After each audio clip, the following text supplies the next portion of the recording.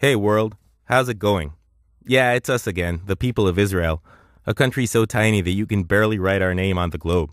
You have to write a part of it on the water or a neighboring country.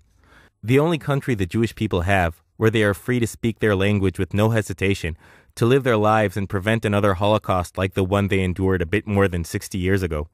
Remember that? Just making sure because your memory tends to be short. The country that from the moment it was established, a bit over 60 years ago, has contributed and dedicated its human capital, its technological capabilities, and its innovational spirit for the sake of the global population. So we have one small request from you. No, don't worry, dear world. We know you're busy with issues like global warming, the energy crisis, and the bad economy. We truly understand, and we won't take much of your time.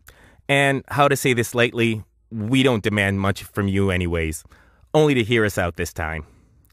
In the next couple of days, the IDF will hopefully take on a powerful and painful military operation in a territory used by terrorists, don't forget that you call them that too, that are causing this atrocious act of aggression against innocent civilians.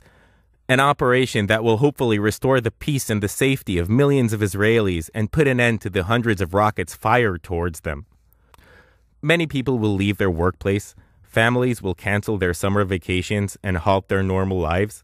Their focus and drive will be set on retaliating against the scoundrels that can't differentiate between a tank or a garden or a school, against those who believe it is appropriate and justified to use their own children as human shields, against those who think that firing rockets on settled and densely populated areas is a legitimate protest.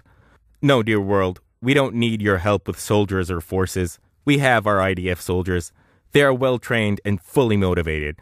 And trust us, they are the best investment in our country. We don't want any arms or weapons either. We develop our own and invest billions a year on advanced technology, also that our children and all innocent citizens won't get hurt. And we have reached the maximum specific prevention capabilities with our Iron Dome, for example. Military experts from every corner of the world come to learn from us on how to combat in an asymmetric war. Unfortunately, when your neighbors threaten your existence, you become an expert in this field.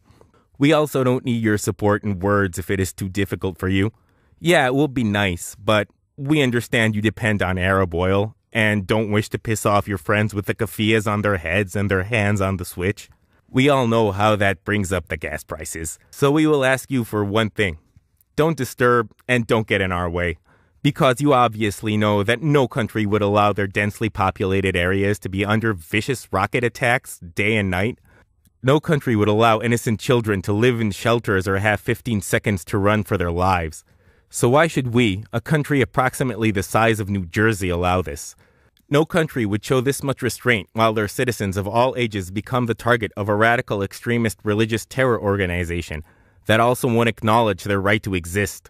We have kept quiet and put up for this for too long, but the silence is deafening, as you should probably know, dear world, for you have kept your silence about the tragic mass murders in Syria, the violations of human rights in China, the suppressing of the minorities and the LGBT communities in Russia, and so on. But for some reason, when it comes to this specific tiny country that resides in parts between the murderous, restraintless terror and the advanced civilized West, suddenly you have a lot to say, absolutely loads to say. So just let us be. We don't need lessons in ethics and definitely don't need advice on how to protect our country.